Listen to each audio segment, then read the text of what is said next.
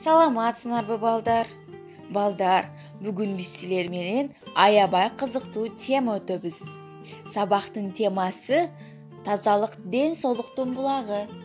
Эң алгач балдар, мен силерге күн нурундай жагымдуу маанай каалаймын. Андемесе балдар, шыктандыруу ырын бирге айталы. Жаз гүлүндөй жаркырап, биз көңүлдүү, биз куунак.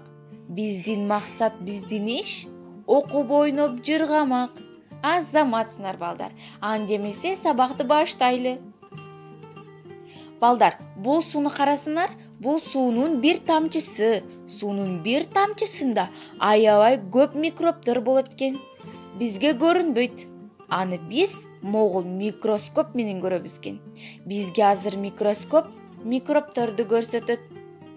Карагылар балдар, кандай майда, кыймылдуу микробтор. Мындай микробтор балдар топурактарда болот экен. Бирок балдар, силер эч коркпогула.